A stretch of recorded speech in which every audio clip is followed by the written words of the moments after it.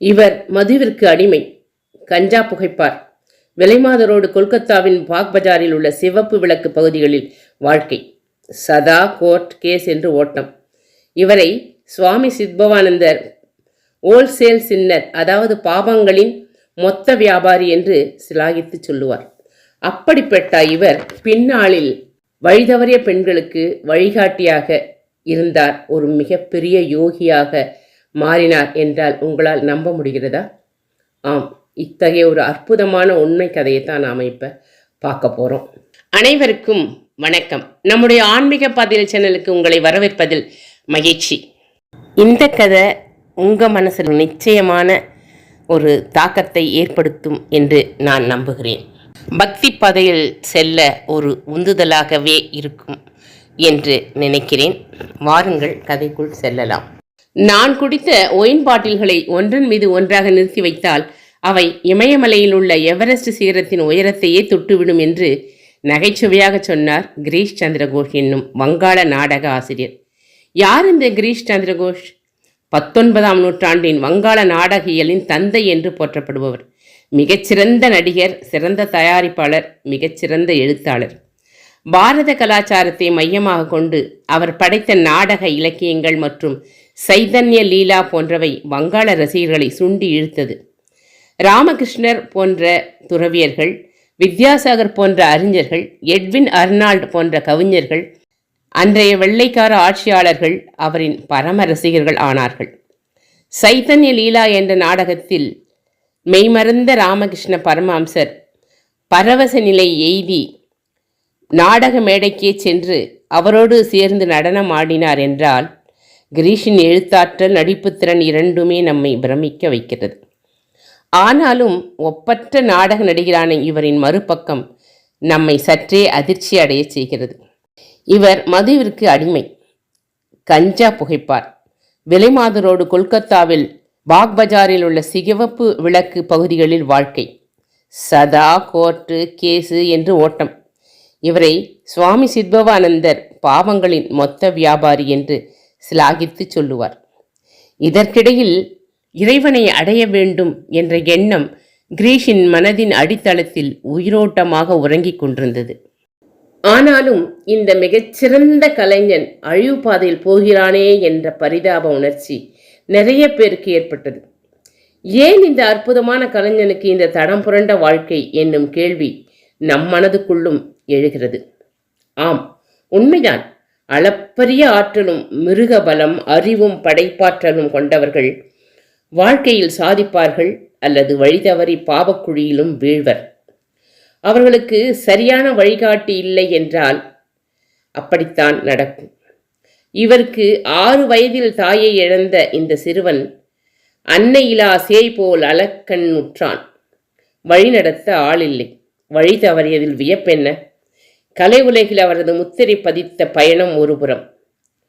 ஒரு பக்கம் வியத்தகு நாடக இலக்கிய படைப்புகள், மறுபக்கம் நெறி தவறிய பாதையில் உல்லாச பயணம். வாழ்க்கை பயணத்தில் இவரது ஓட்டம் தொடர்ந்தது. ஓடினார். அவரது ஆன்மீக வழிகாட்டி ஆகிய ராமகிருஷ்ண பரமஹம்சர் என்ற குருதேவரை சந்திக்கும் வரை ஓடினார். குருதேவர் அவரை தடுத்தாட்கொண்டார். அவரிடம் தன் அன்னையை கண்டார் கிரீஷ் சந்திர கோஷ்.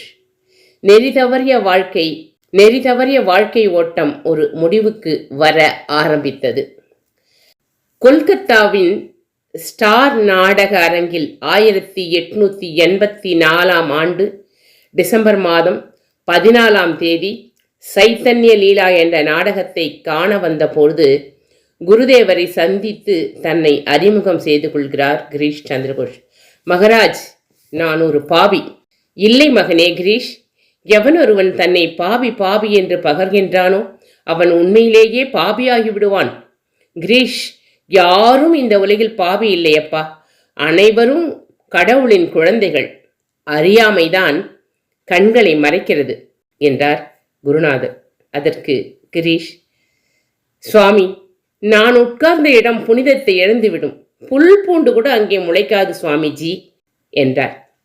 குருநாதர், அப்படி சொல்லாதே கிரீஷ்.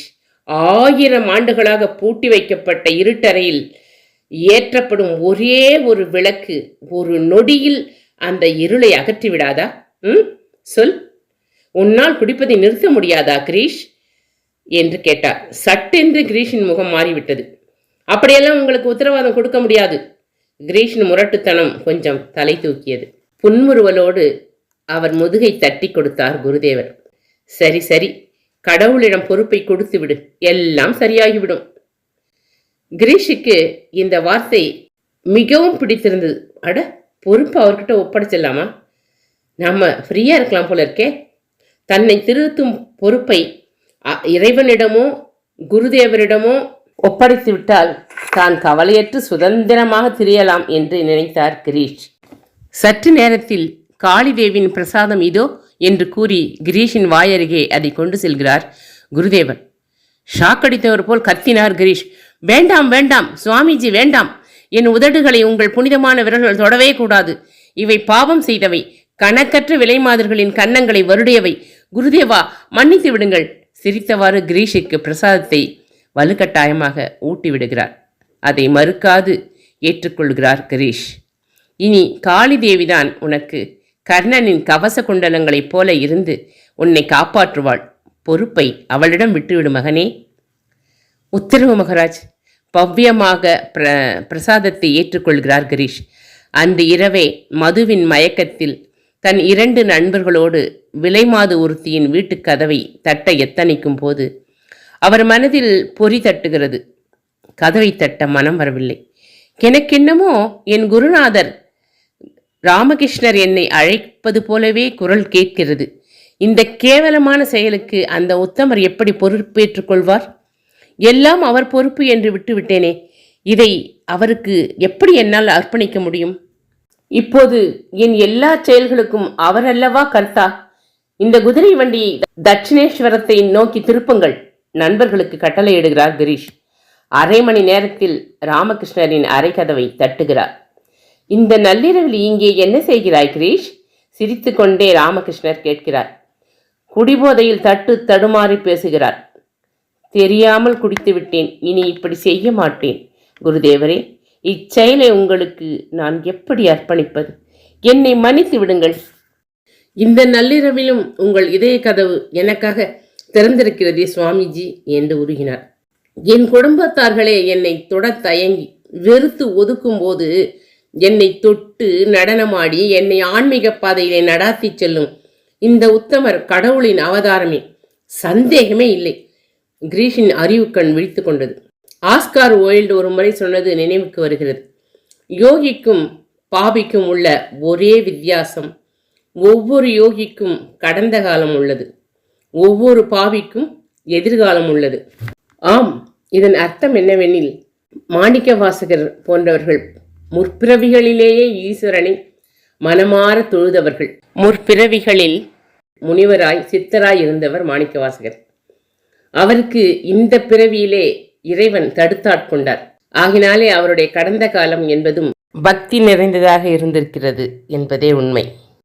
எப்பேற்பட்ட பாவியாக இருந்தாலும் மனதார பகவானின் நாமத்தை உச்சரித்தால், தன் தவறுகளுக்காக வருந்தி புதிய பாதையை நோக்கி பயணித்தால் இறைவன் தன் அன்பு கரம் நீட்டுவார் என்பதில் சந்தேகமே இல்லை. கிரீஷின் வாழ்க்கை நெறி தவறி வழி தவறி சென்றவர்களுக்கெல்லாம் ஒரு நம்பிக்கை தருவதாக இருக்கிறது. கிரீஷ் என்றுமே கோழையாக இருந்ததே இல்லை. சிவப்பு விளக்கு பகுதியில் வசித்த வழிதவறிய பெண்களுக்கு வழிகாட்டியாக இருந்தார். தன் பாவச் செயல்களை ஒருபொழுதும் மற்றவரிடம் மறைத்ததே இல்லை. கள்ளம் கபடமின்றி வெளிப்படையாக சொன்னார் என்பது மார்ட்டின் லூதரின் கருத்து. கிரீஷ் தன் பாவங்களை பட்டியலிட்டு ராமகிருஷ்ணரிடம் சொல்லி மன்றாடினார்.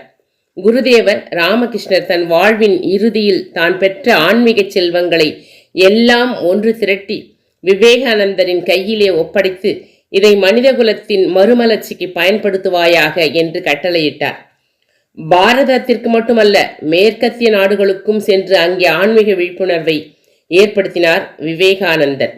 ஆனால் ஒதுக்கப்பட்ட, நலிந்த, துன்பத்தில் உழன்று கொண்டிருந்த சிவப்பு விளக்கு பகுதிகளில் வசித்துக் கொண்டிருந்த வழி தவறிய பெண்களுக்கு ராமகிருஷ்ணரின் உன்னத செய்திகளை கொண்டு சென்று சேர்த்தவர் கிரீஷ் சந்திர கோஷ்.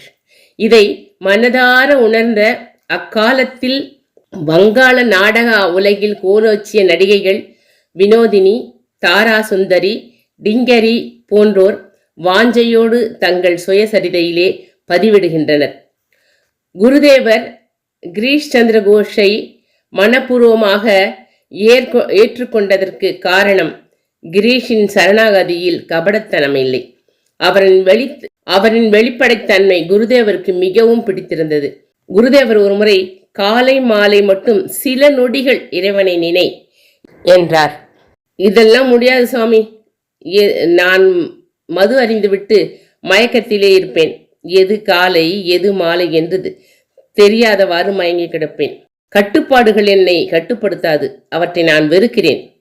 யாராவது என்னை கட்டுப்படுத்துவது எனக்கு பிடிக்காது என்றார் கிரீஷ். அப்படியென்றால் உன் முழு பொறுப்பையும் நான் ஏற்றுக்கொள்கிறேன் என்றார் குருதேவர். மகிழ்ந்தார் கிரீஷ். கிரீஷுக்கு ஒன்று மட்டும் புரியவில்லை. அவரை அறியாமலேயே அவரே தன் கழுத்தில் அன்பு என்னும் சுருக்கு கயிற்றை மாட்டிக்கொண்டது. அவர் நெஞ்சம் முழுதும் குருதேவரின் அன்பு கலந்த அருள் நிறைந்து இருந்தது. அங்கே கீழ்த்தரமான எண்ணங்கள் மறைந்துவிட்டன. உண்ணும் போதும் உறங்கும் போதும் அவர் நெஞ்சம் ராமகிருஷ்ணரின் அருளில் லயித்து விட்டது. நான் எனது என்ற அகங்காரம் மறைந்து விட்டது. கிரீஷ் சந்திர கோஷின் மனதில் இருள் மறைந்து அருள் நிறைந்தது. பாபி யோகியானார். சாதாரண மனிதனின் மனதில் நாமும் உய்வடையலாம் என்ற நம்பிக்கையும் துளிர்விடுகிறது. மதுவுக்கு அடிமையானவர்கள் அதற்கு அடிமை ஆன பிறகு நினைப்பார்கள், இந்த மது பழக்கம் நம்முடைய உடல் நலத்தை கெடுக்கிறது, ஆயுளை குறைக்கிறது, நம்முடைய குடும்ப சந்தோஷத்தை குலைக்கிறது. நாம் ஒரு நாள் நம்ம குடும்பத்தை நிர்கதியாக தெருவில் விட்டுட்டு அற்பாசில் போயிடுவோன்னு எல்லாமே தெரியுது. அப்போ அவன் ஆசைப்படுறான், மது பழக்கத்தை விட்டு ஒழிச்சிட மாட்டோமான்னு. ஆனால் அவனாலேயே அது முடியறதே கிடையாது. கிரீஷுக்கோ மது, மாது, போதை மூன்றும் இருந்தது. அவர் குருநாதரை சரணடைந்தார், யோகியாக மாறினார். நீங்கள் இன்னைக்கு பக்தியில் எந்த நிலையில் இருந்தாலும் இறைவனை மனமாற நேசித்து அவனுடைய திருநாமத்தை ஜெபித்து அவனிடம் நான் என்னை உன்னிடம் ஒப்படைக்கிறேன் என்று சரணாகதி அடைந்து விட்டால் உங்களை படிப்படியாக உயர்த்துவது இறைவனின் பொறுப்பாகி விடுகிறது. இந்த கதை உங்களுக்கு கண்டிப்பாக பிடிச்சிருக்கும். உங்களுடைய மனசை ஆன்மீக பாதையில் கைப்பிடித்து நடத்தி சென்றிருக்கும் என்று நம்புகிறேன். மீண்டும் ஒரு அருமையான ஆன்மீக கதையோடு உங்களை சந்திக்கும் வரை உங்களிடமிருந்து விடைபெறுவது உங்கள் தோழி காந்திமதி. நன்றி, வணக்கம், வாழ்க வளமுடன்.